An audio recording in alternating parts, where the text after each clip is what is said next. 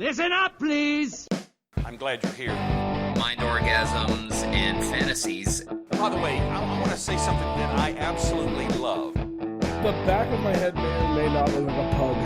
Somebody's misguided. The younger generation. If you can wipe your own ass, then the other guy gets shot. And I don't know that you notice it, but I do. We found out who we truly are, which is a bunch of assholes. Most of the time it's because I'm turned away from you.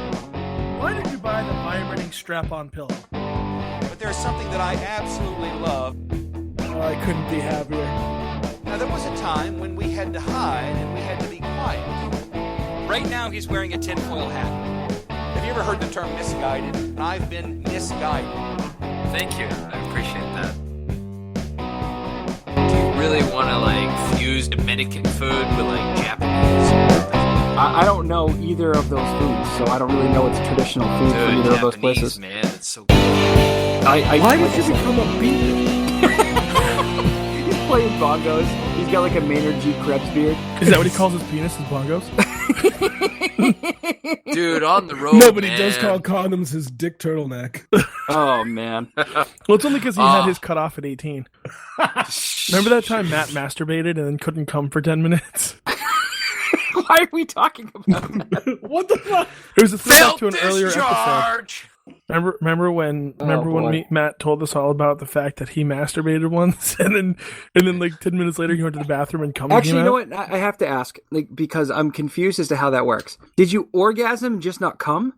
No, it got stuck in his hood. He had a little bit too much. Stuck in my hood. That's when I decided I needed to get the thing taken off. Yeah, it was very painful. I do not advise any listeners out there to get it done. It's just it's painful, and you lose a bit your sensitivity.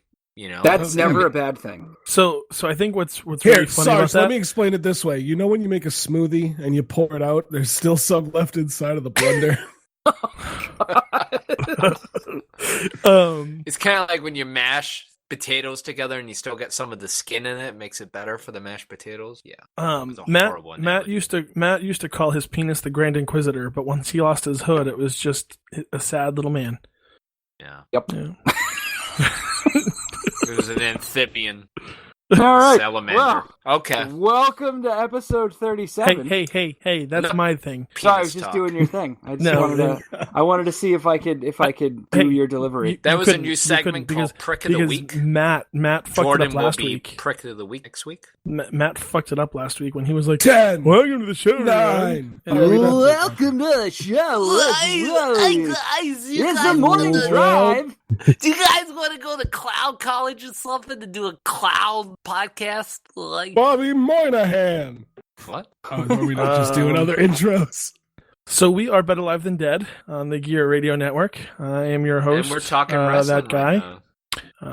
That's not true. Better Live Than Dead wouldn't do a show, even though they just released 2. Didn't some kind of wrestling thing just happen that was important to someone? The Royal Rumble. Actually, how many Royal Rumbles are there a year? One. Okay. Also, John just wrestled for the first time in a long time. Yeah, how did he do? Did he win?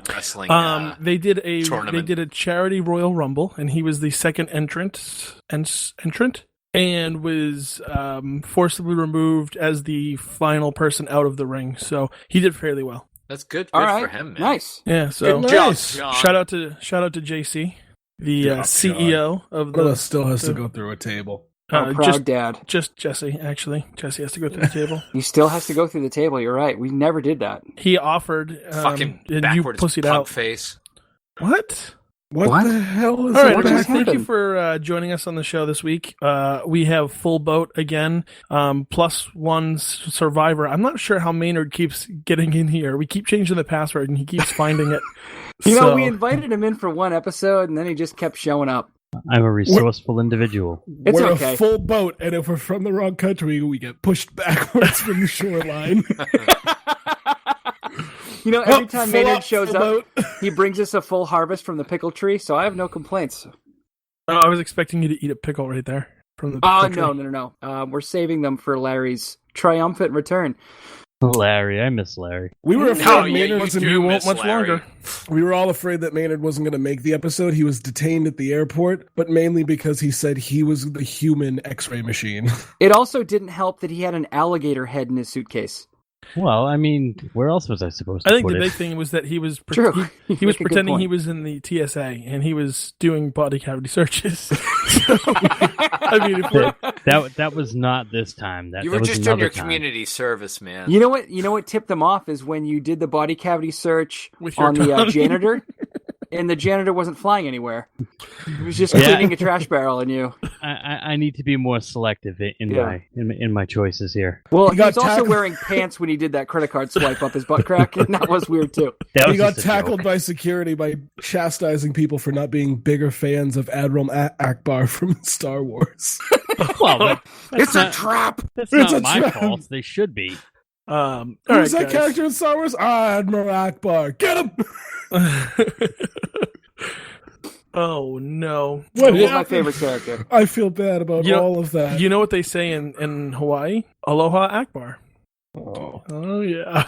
Oh, I thought they said. Let I it thought they said, marinate. "Do you have any I'm meth?" feeling worse about it as Why has a big meth Genesee problem? G, you had it. Unless you're Dog the Bounty Hunter, and then you say the N word. Oh no. I liked He does. Matt's. I think you guys all missed Matt's subtle insert into that, so I appreciate it, Matt. Appreciate your effort there. I think every time Matt inserts, it's subtle. Well, I mean, I would like to set it up again. Maybe I'll just replay that whole clip when I go back into editing because I think You kill all the audio except for Matt.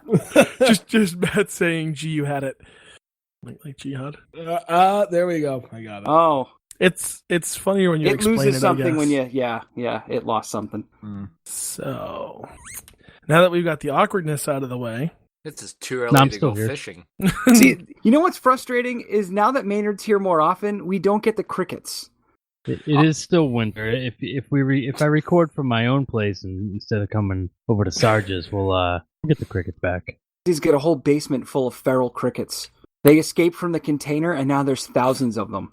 Now, Sarge, since Maynard comes over to your place sometimes to record, can you describe his smell? We're all curious.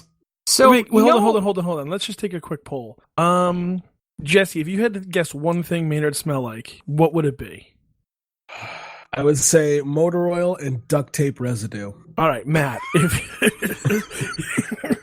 Matt, if you had to guess one thing that Maynard smell like, what would it be? Rosewood and chlorine. I'm gonna take a stab at it, and So does Maynard all the time. I'm gonna go ahead and I'm gonna say Vaseline and sandalwood. All right. You know, all right. you might be onto something. Actually- I have a sandalwood oil that I use in my hair all the time. Actually, I also, if I could throw another one in there, is patchouli for some reason. I think of patchouli oil when I hear Maynard's name. All right. So it's not any of those things. It's a little bit like gasoline, and then a lot of it Axe body spray. Is it like home heating oil or straight up gasoline? It's like if you mix An auto body shop. It's like if you mixed Everclear with pineapple, like that kind of gasoline. It's a very sweet gasoline smell, and then Like- some Axe body Not spray. mesquite. So basically, he took a bath in tiki torch oil. Maynard, how would you describe your smell? Beautiful. I mean, I did course. shower today. I'm not one that's against Therapeutic. showers or anything or bathing or things like that, but I do enjoy Wait a minute, Everclear wait a and a minute, little wait a bit of minute, wait a minute, sandalwood wait a oil minute. every now and again. I'm sorry, guys, because this is breaking news as we're recording, but Trump has literally fired the acting AG. I shit you not. Trump has fired the acting AG, Sally Yates, and his senior policy advisor, Stephen Miller, is now on Tucker Carlson talking about it. I cannot believe this. This is a fucking... Isn't it is- ironic in the week that Oh, man. Ringling Brothers announced that they were disbanding and they were replaced by the U.S. government? I find that ironic that we literally became a circus I cannot. and the I can't tigers even. have been I can't even believe that, guys. uncaged. I'm sorry. I'm sorry to throw that all on you, but it literally just popped up on my screen here. And What is this, like week 2 for him? He's not even through week 2. Oh, And it's he's such the already shit a show we fucking were moron. afraid it would be. This would be way funnier if this wasn't happening to the entire country. This would be great Like- if it was a reality TV show, but like we were all, it was just all like a big prank show. Like Ashton Kutcher came out of nowhere and was like, "Fuck you all, I gotcha." This is for all the bad jokes. I would never been more happier to see Ashton Kutcher on the TV. I would literally have a boner after that. I'd be like, this is the greatest thing ever. It never really happened. Wait, you don't normally get a boner when you see Ashton Kutcher? Am I the only one? I fucking despise him. I have like I think he's a Meynerhd dreamboat thoughts with him, like chopping him up dead and inside, not like Fargo, like putting him through the wood.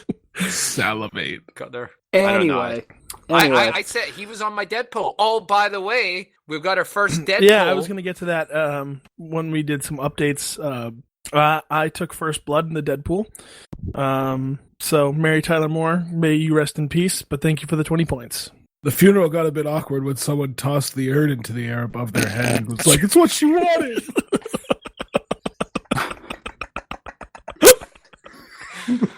Are you hiccuping again? Oh, That was a hiccup, wasn't no, it? that was just a laugh. No, it's just I was just laughing. It was impeccable. In that. Oh, that's so perfect. I didn't even. Oh man, that's great. Okay. Oh. And then they just have like, I'm gonna make it after not, and then it's Jordan's father's voice. No, you're not. Turns out when there's no freeze frame, there's just silence and an urn hitting the ground and spilling apart. We're awful people. That's why Somebody goes up and be like, this isn't her ashes. This is coffee. All right. Would have been great if she all died right, by all right, tripping all right. over a stool for all those years she dicked around Dick Van Dyke. You know she put that fucking ottoman there just for him. I was confused when they first moved the ottoman. I was like, well, that's not how this show starts. I was like, holy shit, he made it. After Maybe all. next time Charlie Brown will kick the ball. And then he never does. Nope, never does. No. It's a very Ball Charlie Brown children. school shooting is about what we're about to watch. What the fuck? I don't know. Maybe I'll get all anti-Semite and shoot up a mosque or something. No, wow. Oh boy. That's gonna be cut out. Thank you. That's going too far. What are you, Canadian? The very Charlie Brown school shooting is right on the line. The mosque shooting I think that is may be over. the line. That crossed the line. Now we know where the line is. So thank Oh, you, Matt. by mosque, the holy place? Oh, I thought you were talking about Iceland because it's covered in moss. Oh my god. how do I even Back to Victor Meldrew. I can't even cut that out now because that was so good. Just swat the comments away like they were mosquitoes. Oh god, Matt, that was such a slow burn. You know what's so sad though is like, I mean, oh, there it is. Sorry. That sealed the deal on that bit. It's just for us now. Sarge, can we leave that in here? Or I guess. I mean, I don't know. The mosque line is so good. Can we say it again? What do we do? Are we just gonna stop and re-record because I think we went off the rails a little bit. I actually think we're more on the rails than we've been in weeks. Yeah, and I don't think any of us responded like, "Yay, great job, Matthew."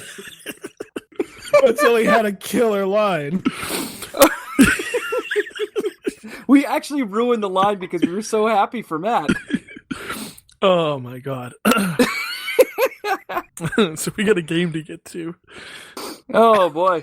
All right, Full time, Jordan. 0-0. Jordan. Since Nil, this nil. game, we laid you out as the fool. We kicked around some ideas, and we landed on alien conspiracy theories. Oh Wait, I thought it was just conspiracy theories. Just conspiracy theories. You can. Thanks, guys. I thought it was just aliens. Oh. There was a loss of translation somewhere. I'm just kidding. Sigourney no. Weaver was a dude. I thought so. All right. There's back to Matt that Conspiracy we know. theories, but mostly alien. I'm not saying it was aliens. So you are John going to didn't have hurt to. on that. You are John going did to hurt on have to that. figure out which one of us is telling. Now, I know how the game works. this is a dubious subject. So the game This is a works. I'm the dubious- fool. I Hold have on, to guess. listen, Hold listen. on. We should do this for the listeners who are just joining us, all four of you. The game works like this. I'm the fool. These guys are the storytellers. But And you more have to decide importantly, who they're the the asshole brain. is. One of them is a brain, and the others are assholes Could be. trying to fool the fool. It's debatable. And so I need to pick the brain out of the assholes, and then put it all in one. It's like a car concoction. It's 2 truths and a lie in reverse. 3 lies in there. Oh, that game. That's why I we said got it. 2 truths. Good go. I was Okay. taught differently. Okay. All right, I so thought it was listen. 3 truths in 1. Listen, the caveat this episode, Jordan, is that no one has proven or disproven the existence of aliens and or random conspiracies that Jesse researched, apparently. So, whatever we're going to talk about tonight is not true in the sense that it's been proven, but true in the sense that someone has written it on the internet. Oh boy. These are, and I've heard most of them, they're well-worn stories. You just have to figure out which one is truest to its source. On the internet is what you're telling me. On the internet. Well, All right? I mean, yeah, I guess I don't have much of a choice. We chose the All order right. by which one of us made a tasteless mosque joke the most recently. Which means Matt goes first. Oh shit. I was All kidding. right. We can choose a better way to pick the order. I don't think No, The other I guy. can go first. the other guy over there. Matt, you go first. All right, so alien conspiracies, as I thought it was, and I chose a story that was somewhat related to aliens, and that being Scientology, which I'm not going to go into a big description, but everybody knows what Scientology is. It's a religion based on some aliens that somehow created planet Earth, and their ghouls or spirits are still around us, and inside the ones are not the members of the church. So you can watch the South Park episode with Chef dying. Spoiler there. So 1967, the IRS revoked the church's tax exempt status. It was a decision resorted with so many complaints that have been going around, people complaining that they were swindled. L. Ron Hubbard was involved in it. They did several inquiries in the FBI, and L. Ron Hubbard was seen as kind of a dangerous, psychopathic. Is he related to old Mother Hubbard? Yeah, he is. Oh, shit. Yes, but Yeah, instead of he was- living he in a was- shoe, he lives in a giant gaudy palace called the Sea Org. Ruled by Tom Cruise and John Travolta. Got Hey, it. I got it. That was a bad Tom Cruise impression. So, We didn't even know it was an impression. Yeah, I thought you were just being Matt. well, Victor Meldrew for that matter. Pretentious man. Ah. So I was going off the rails, but anyway, I get back to the story. So Scientologists decided that they were going to infiltrate the FBI. So basically what happened was they sent about 3 or 4 people involved in the church into government buildings. Basically, they had fake IDs. A few of them claimed to be former employees that had left. And then a few of them just said that they were contractors. So basically, they went through records. They tried to find all sorts of material on other churches to try to disprove that, they weren't the only church that was ripping people off, that there was all these sort of, what could you say, pastors and they also tried to blackmail some of their defectors as well. In fact, there was an offer, I'm trying to think of her name. I forget what her name was, but she basically wrote an article on Scientology. She was one of the whistleblowers, and basically what they wanted to do was Is they it a wanted slide whistle? to. So what they did was they tried to bring out all this information on her that she was a psychopath, and so she wait, ended when up was this? being. This was 1976. So Oh, basically, bicentennial. yeah, so Great year. 7 years after the U.S. government revoked their tax exempt, this is when they sent some operatives in. I should have mentioned the year. I apologize for that. In 1976, they tried to seek retribution on a journalist such as, I forget what her name was. It was like Pauliette. I should have wrote it down. I'm a bad student. But anyway, the FBI literally went over her home. They checked for her stuff. They wiretapped her because they really thought she was endangering her family. They thought she was a complete psychopath. They also tried to blackmail her at her work, leaving all sorts of things, that she was sleeping around with different men, that she was making fake stories, and ended up like really hurting the woman's career. And at this time, she was seen as one of the first what you could say a woman in journalist. It was getting a lot of journalistic acclaim and awards. So they're really backwards, those Scientologists. So eventually a tip from somebody within the Scientologist community tipped the FBI. The FBI had apparently heard for the whistle that there was somebody that was doing this. They ended up one day catching 3 of them and arresting them. One of them named Jorge Bennett, who was apparently, he was the one who was actually going in to all their files and erasing all the information on Scientology, including some of the sex scandals involved with them, L. Ron Hubbard's records, a few arrests. They basically were wiping them off. And wait, so these were, hold Hubbard's, on. So these were the FBI agents that went in, were converted to Scientology and then did this? Yep. Okay. So basically what happened in 1977, they went to court, and because of Scientology at this time, they swindled so many people, and they were across 30 different countries. They had a lot of money still. You know, this was even before Tom Cruise and John Travolta and, the big churches they have in different cities. They still had a lot of money, so they were able to find the best lawyers, and, they weren't getting prosecuted. They kept on pushing back. Eventually in 1984, they had enough information. They ended up arresting 11 people, including L. Ron Hubbard's wife. She received the longest sentence, which was 4 years, and she had 6 months probation afterwards. And after so much legal work, and even after this sting operation and going into the federal records, they were able to get their tax exempt back in 1993. And they didn't even have to go to the Supreme Court. And what their belief is, there was some people involved in the FBI around 92 that were involved in Scientology. And that's basically the story. It was a lot of people thought this was a conspiracy, and apparently it's a true story. And what could I say? After reading this, I was pretty impressed at how deep the Scientologists are. I mean, it's kind of frightening that they basically went in and, terrorized people. And that's one of the things about the religion. Anybody who comes out and badmouths a religion, says anything wrong, leaves a church, they believe in actually physically harming them. And also at the same time, ruining their career, ruining their family lives. I mean, this goes pretty deep. The fact that they're intel and they're sort of secretive ways. I mean, it's ridiculous, man. But that's it. Do you have any questions, Jordan?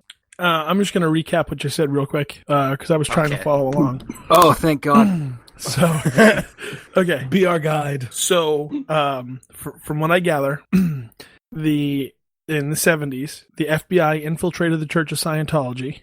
Several members of the group of FBI agents became Scientologists and tried to delete things that would hurt Scientology's case to keep their tax exempt. Scientologists infiltrated the FBI and pretended that they were contractors. That's what I was trying to say. Okay, and then there was somebody named Pollyann something who did what now? Yep, a journalist who basically wrote an article back in, I believe, the mid-'60s and late 60s, basically explaining, what the Church of Scientologists was doing, how they treated labor, how they took, foster children, like orphans in and made them work. She basically exposed them, and she was one of the reasons why they got their tax exempt revoked. And part of the operative to go in and infiltrate the FBI, they wanted to go in and blackmail her and get her put in a psychiatric hospital. I mean, it was pretty bad, and it ended up hurting her career because at the time she was seen as one of the first female journalists to have, to be established and popular and winning awards, because this was even before women were newscasts as well. Huh. And then this guy Jorge Bennett, and he was the one that got caught. His name was Jorge Bennett. Yes, he was caught infiltrating the FBI. Yes, he was the first one. and eventually I don't know, for wiretapping, it's a little bit, there's not too much information on it, but eventually his commands came from L. Ron Hubbard's wife. And she was the one who ended up getting convicted along with 11 others. She was the one who ended up spending 4 years in prison. Yep. But after her sentence, and she was released in 1988, only 5 years later, they got their revolt taken off and they became tax exempt again. And that was a time when you had John Travolta and Tom Cruise became a big part of the church. And now they are one of the richest churches in the world. I don't know if their influence is as strong today, but... All right. I guess I don't have any other questions because I don't know what headway I would make. Just to be honest, if I'm being honest. All right. So let's see. Who made a mosque joke next? I'm gonna go. Maynard, are you ready? Sure. Maynard's gonna go. Sure. Okay, well, this one centers around an old farmhouse. And I chose this specifically, A, because it's old, probably one of the earliest alien conspiracy theories you'll ever hear, and B, because it's an old farmhouse, and somehow that's close to my heart. Clearly someone doesn't watch the History Channel. Ancient Aliens. Well, old is old. It's older than me. And great hairstyles as well. It's older than me. So this centers around the town of Oplanter, Belgium. In the mid-1950s, following the German occupation of World War II, a painting was found in the walls. Don't say that so sexy. Don't do it. You're like the German occupation of World War II. Do I have to re-say it in a non-sexy I would actually. voice? No, you absolutely just re-say it one more Following time. the German occupation of World War II. I could say it like the Time Life guy. So what is the name of this place again? Something Belgium? Oplanter, Belgium. I'm never gonna get that. Okay. So a painting was found on the walls of what was left of a 300-year-old farmhouse. And the painting itself was nothing exceptional. It simply depicted the land that the farm was on. The town itself had a large artist community in the mid-1600s, and there are lots of paintings from that time period in Belgium's history in existence. There was, however, one thing that stood out about this particular painting, and that was the presence of a large oval shape in the sky of the painting. Now, the man who found this painting, Olivier Meynerhd, thought this to be pretty strange, as the painting had a bright blue sky, and the object was kind of smooth to be the moon in the daylight. Meynerhd took the painting home and was able to contact a local art historian, Jean-Marie de Decker, to take a look at the painting to see what he thought. Turns out that the painting was in pretty decent condition for being lodged in a wall for 300-something years, and was signed in the bottom in gold, Taubach. Now, de Decker was stunned when he saw the painting. He immediately recognized the object in the painting, as he was familiar with the work of another artist from Oplanter, whose name was Benoit Lutkin. He lived on the opposite side of Oplanter, roughly 10 kilometers. I don't know the miles for us Americans. 6. I'm guessing 6. It's about 6 miles. You could be right, you could be wrong. I don't know. So that was about 10 kilometers from the farmhouse, and in 1687, Lutkin had also painted a painting with a large oval shape in the sky. Now, de Decker did not, however, recognize the name Taubach as one of the local artists from that time. Meynerhd and de Decker wanted to know who Taubach was, and was he the same person who actually lived in the farmhouse in which they found the painting? More importantly, what was the object in the sky? So through a search of town records, Meynerhd and de Decker found out that a young man named Charles Taubach lived in the farmhouse with his family from 1657 to 1680. And they also learned that Charles had disappeared without a trace on April 17th, 1680. Was Charles in charge? Charles in charge. Well, he wasn't in charge here, because he disappeared without a trace, along with his parents, Martine. Are we really going to let him get away with those jokes all night? Me or him? Him. Anyway, Martine. Are we going to make a Buddy Lembeck joke, too? Charles. So, Charles and his parents, Martine and Eliza Taubach, all disappeared without a trace. And what's more disturbing, the town never sent anyone to look for them. No search parties, no nothing. Back in the All 1600s? disappeared. I mean, in the people late went missing all the 1600s, time. No yes. big deal. Mist came around the town, and they probably... no big deal. Yeah, but I don't know. I feel like they would have at least gone out with torches for a night and looked for the family that disappeared from the local farmhouse. How old were they when they disappeared, does it say? I believe Tarback was in his early 20s, the painter. I don't know how old his parents were. So this actually stunned De Decker, the art historian. He also knew that Benoit Lutkin, the artist who painted the second painting that included the oval object, had also disappeared around the same time that Tarback and his family did. No one looking for him either. According to journal entries, Lutkin had always spoken of leaving Belgium for France to live with relatives, so that was the official story of his disappearance. But De Decker now wondered if there was something more sinister to all this, especially since Lutkin's painting with the orb was also the last known painting he ever created. So, was it aliens? Was the town covering up something about these two disappearances? Why was the painting stashed in a wall? Well, I guess we won't know, because it was a long time ago. But this much is for certain. Two painters from opposite sides of the same town saw something in the sky, painted it, and were never heard or seen again. Questions? So, the one family disappeared in the 1600s. When did the other guy disappear and was never seen or heard from again? Right around the same time. Okay. But people knew that they existed in this town in the 1600s. Yes, and no one ever went looking for them. All right. I don't think I've got much else. All right. Alrighty. I'm going to go next. And I got a local story for you. Paper stacked and everything. It's so good. It's local. So, Ted Kennedy was just driving drunk. We all know how this ends. Yep, with the death of a babysitter. everyone thought it was a UFO. It was just Ted Kennedy's plane crashing, which he was the only survivor. True story. Anyway, my story is actually about Karen and Henry Hill. So, Yeah. Karen and Henry were... Hey. No. Karen. Happy coincidence, but not the same people. Money. Why did you do that, Karen? I was actually thinking about Hank Hill at first from King of the Hill.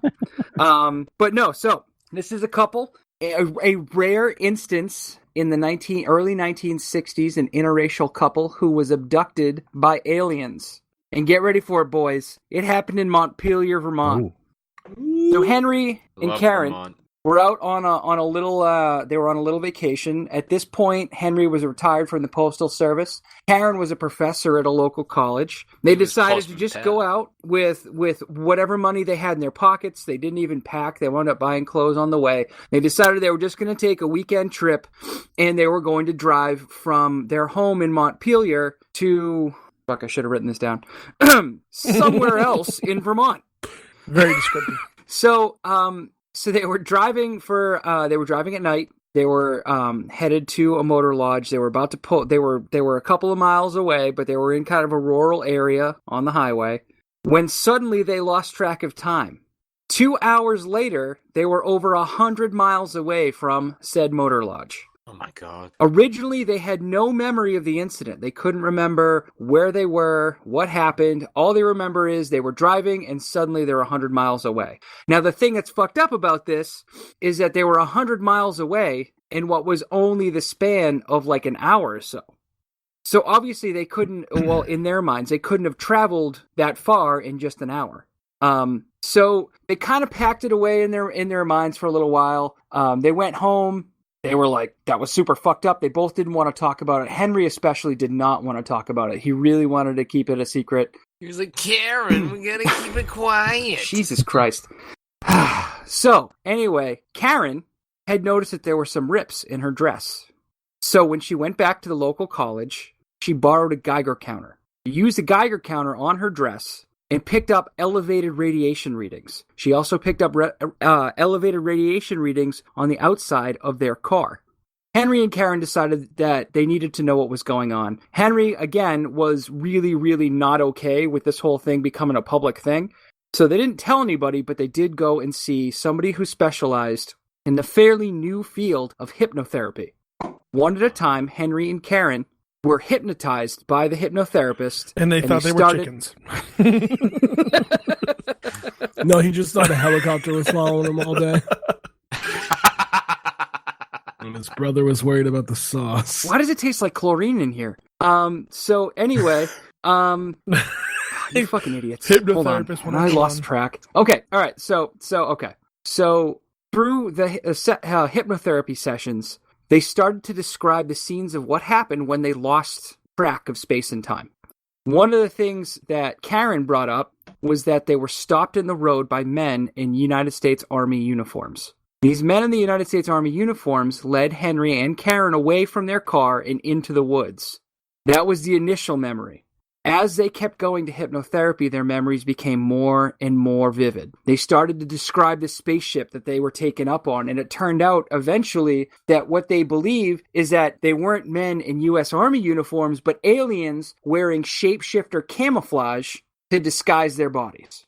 Those are the lizard people Alex Jones keeps on talking about. No. This is the thing. These were the alien grays, like the little guys with the big black eyes, the little gray guys, and the Nordic race of aliens. Nothing like lizard people. No. So the lizard people are like the highest echelon. They're in charge. And they go, and then the Nordics are like second in command.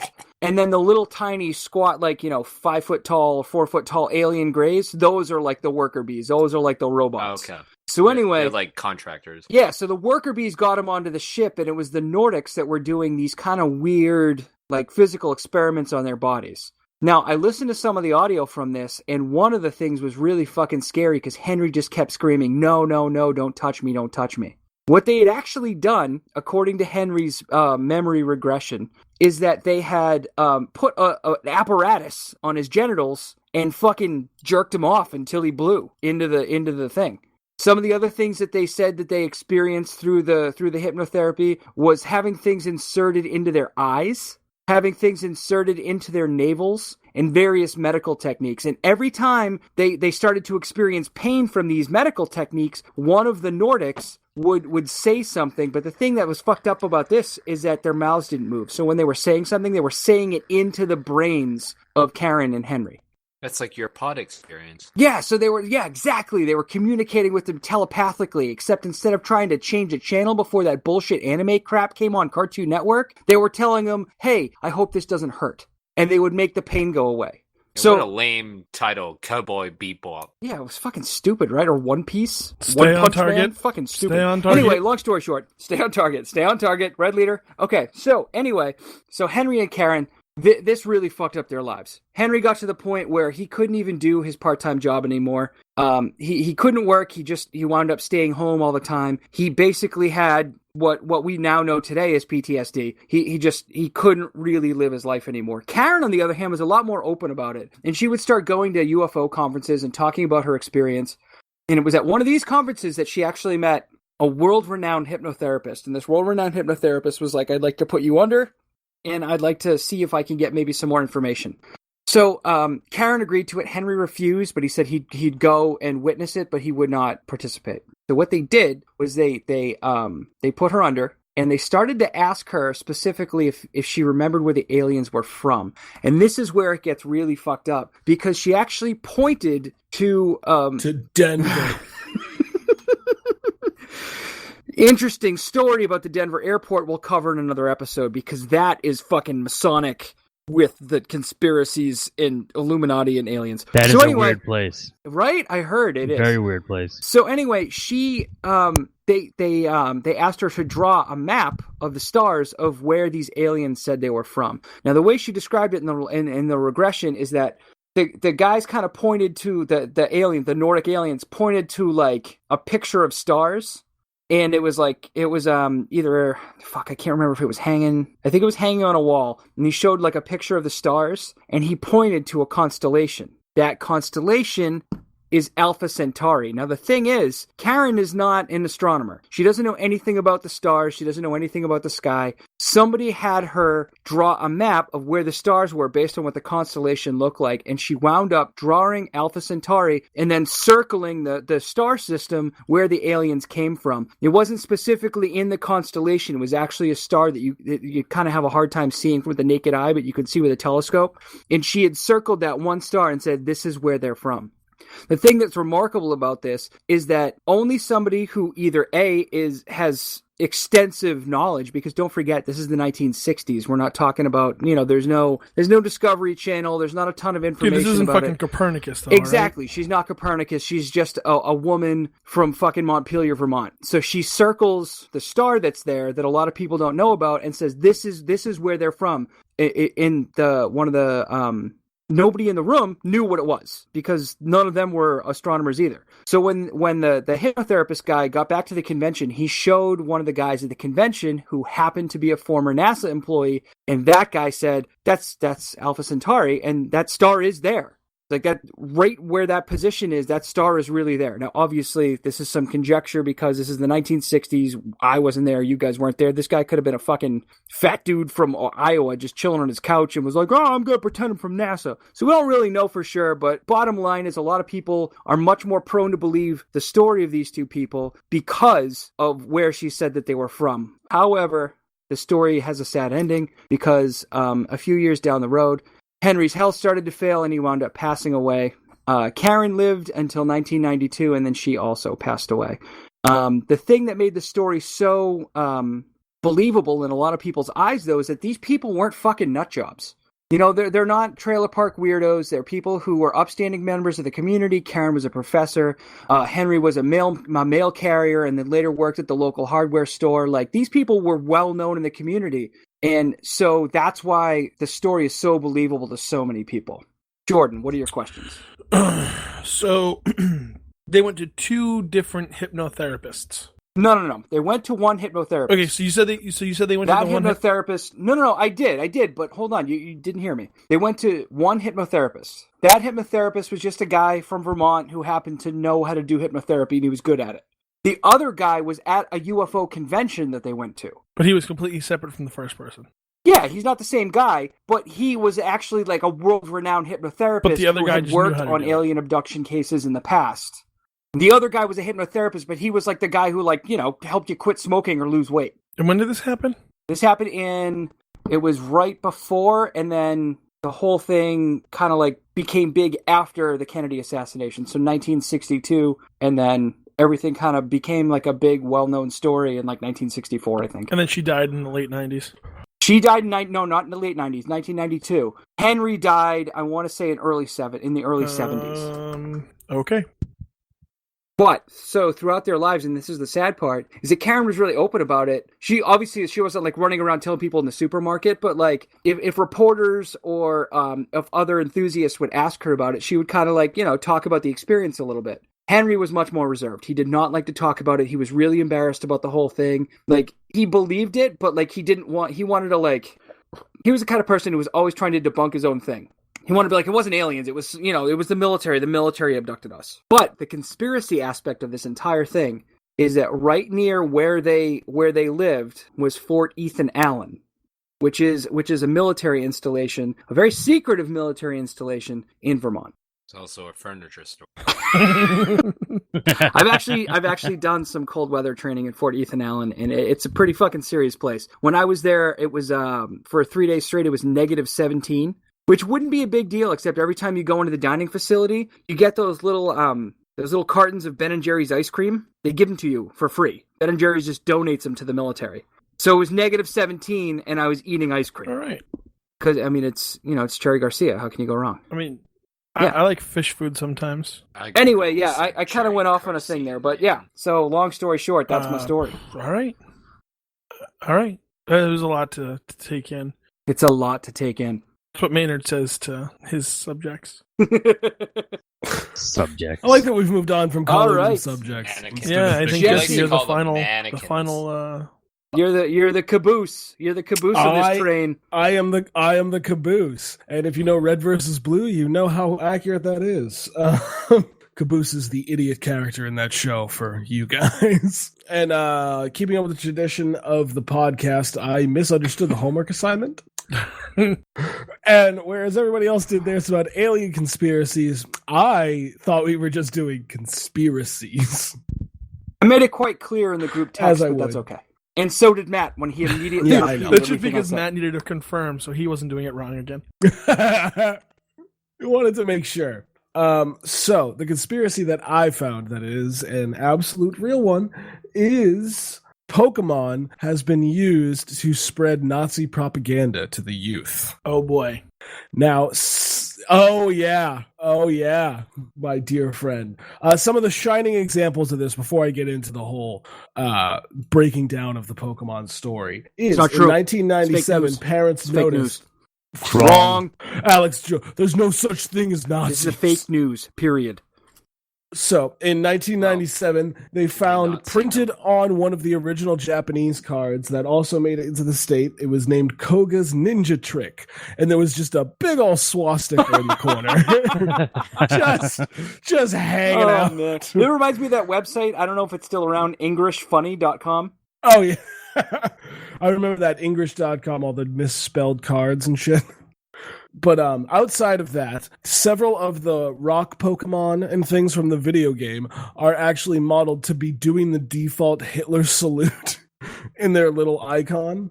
Outside of that, the Team Rocket signature salute is that of the Heil Hitler in everything from the card games to the video game to the TV show. Now, the basis of the story, if you think about it closely, as these conspiracy theorists have, God, I love the internet. The entire story of Pokemon is based on Japanese reliance on their alliance with the Nazis in World War II. Now, it's about Ash Ketchum, who is the only character in the entire series drawn to look predominantly white. All of the other characters look Asian, yet the hero of the story is a white guy in the foreign land collecting all of the strongest of this particular race for the only purpose of fighting and killing the weaker ones of that race.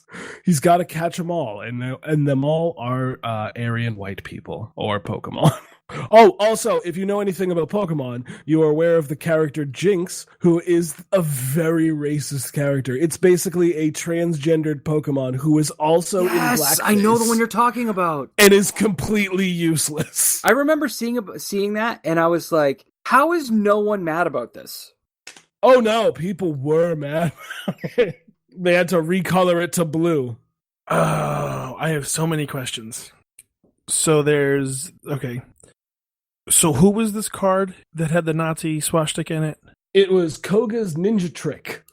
Okay.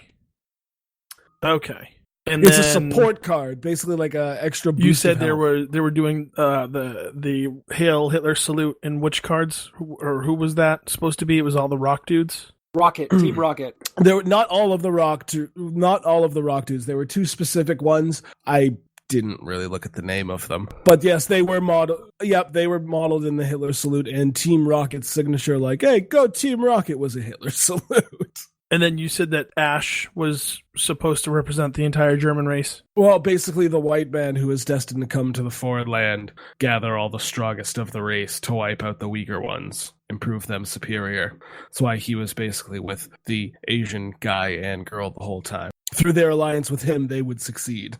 Okay. I get it, I guess. Very, very sneaky, Meynerhd. I will be right back. I have to digest a lot of this.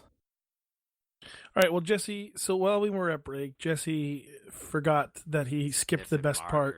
Oh, yeah, in the Pokemon Nazi conspiracy. I love the small markers. That conspiracy has reared its head as soon as 2016. Who's sawing? Is that Meynerhd again? He's building making a doghouse. Clean up later. Sounds like he's sawing like pinkies. But anyways, that conspiracy reared its head as soon as recently as 2016, when the alt-right was using Pokemon Go to go to local gyms in the South and pass out Nazi propaganda flyers to try and recruit kids. Complete with a drawing of Pikachu dressed as Hitler. And I'm not talking just mustache. I'm talking full Hitler wig and a little suit for Pikachu. A little Hitler suit. Jesus Christ. Dude, yeah, pretty sweet. Markers, if cocaine smelled like markers, I wouldn't. Oh, fuck. Just fuck that out. Sorry. You know, if cocaine smelled like markers, I wouldn't have made it to my 30s. Oh my god, did you just think of that? Matt whispered in my ear. Listen, cocaine only smells like one thing, and that's cocaine. All right. I don't know. I've never tried it. I kind of wish I knew what it smelled like at least. I was doing propane. What the fuck just happened? Randy Savage's last words. That's what it sounded like. Oh yeah. No, Randy Savage's last words were, "Is that a tree?" No, he had a heart attack. That was like... But he crashed his car after having the heart attack. But the heart attack is what killed him. brother. The tree helped. Can you prove that? Yeah, if you look at his thing where they did the autopsy, he was dead before his car hit the tree. Oh, so I guess his last words were, "Is this a heart attack?" Actually, it was probably like, "Oh, shoulder pain, brother. Shouldn't have had so many Slim Jims, brother. Snap into an artery." Why is everybody just doing Hulk Hogan impressions? Because I can't do a Macho Man right now, I don't think. Fair. Neither can I, don't worry. Ooh, yeah, brother. I think that's Hulk too, still. Well, Hulk said brother, but I think Macho Man coined the ooh, yeah. He did coin the ooh. Anyway, so I have been tasked with coming up with the people who are telling the truths and lies to this episode. I'm going to start out and say that I think what Matt was trying to explain was Operation Snow White, where the FBI infiltrated Scientology, which is a well-known thing. So Matt's an asshole in this episode, I think.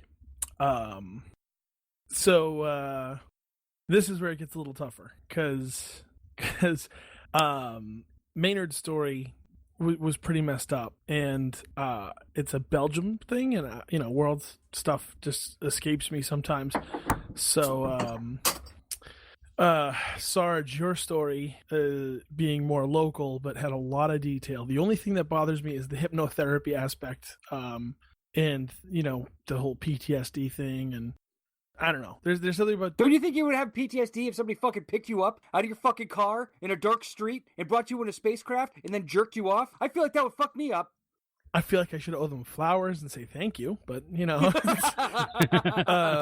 know. The hypnotherapy part is what bothers me the most about your story, because I feel like that was like, would you say the 50s or what is it, 50s or 60s?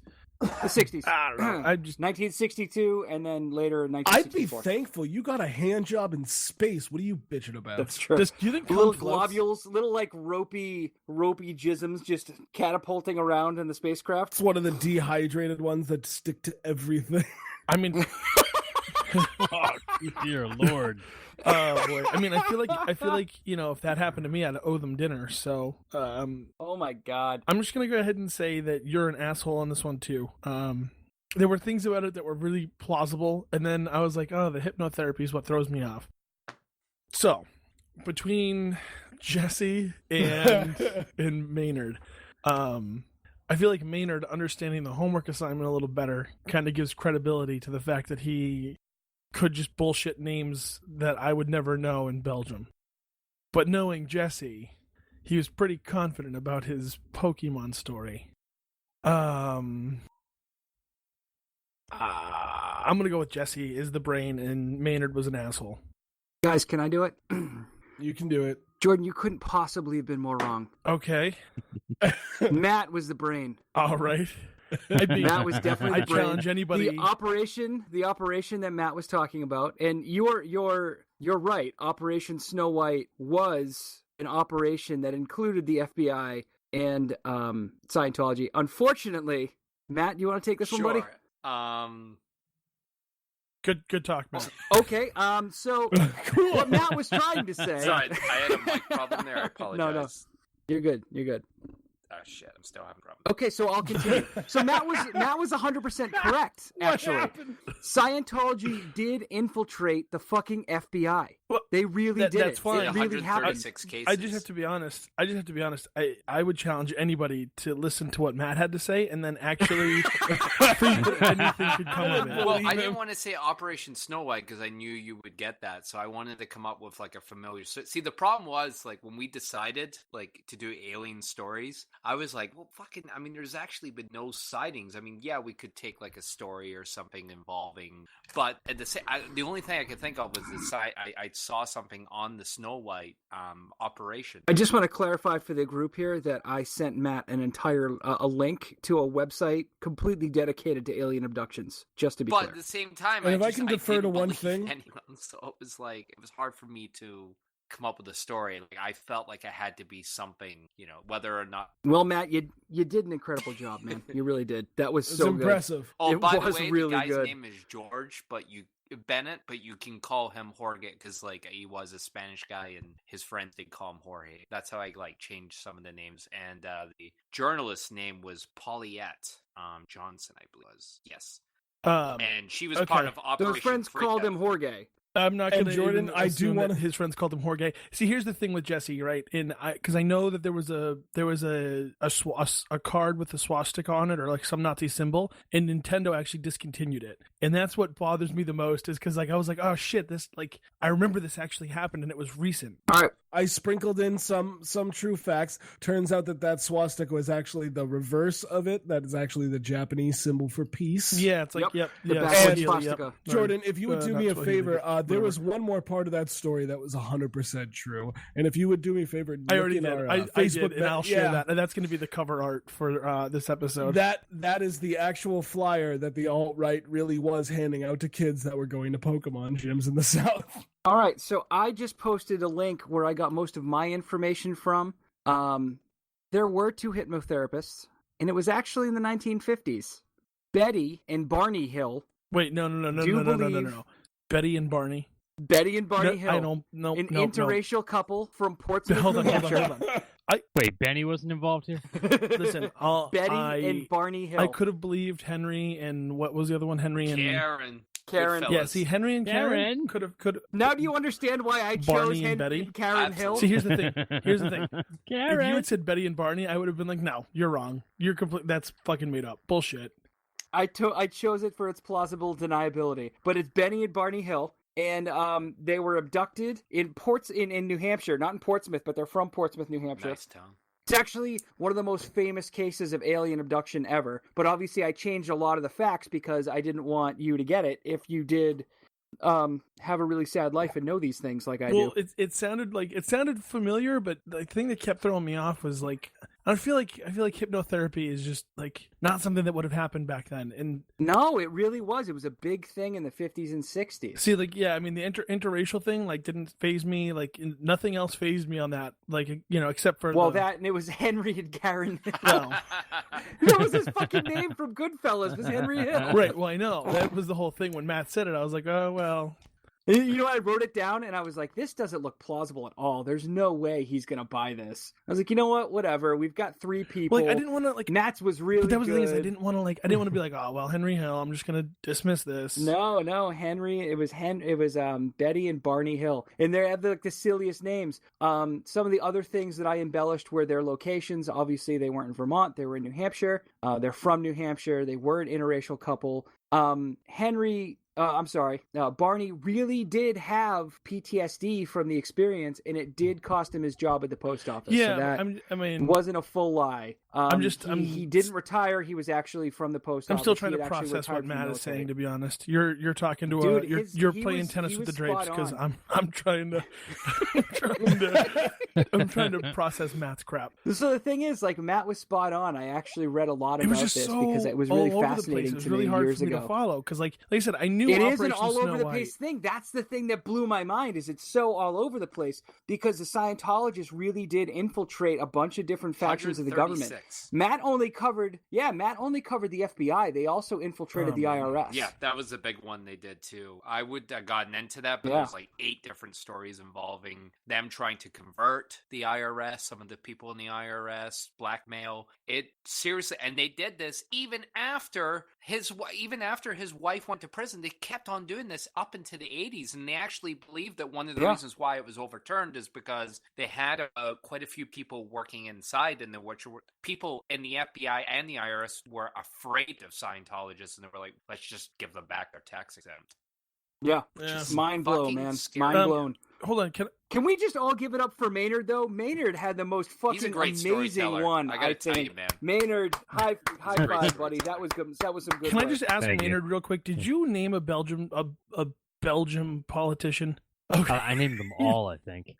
Every single name I used in that story was a politician in Belgium currently. It was really good.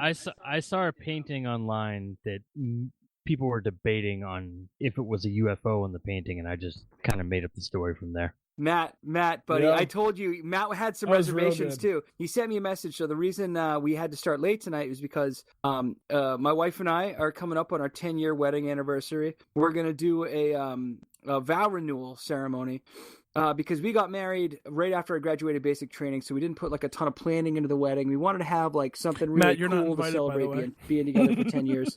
No, Matt, fuck you. You're not invited. I didn't go to your wedding. You're not coming to mine. Is Larry gone? Yeah, Larry will be there. He's Plus gonna one. be my he's gonna officiate actually. Larry's here with me right now.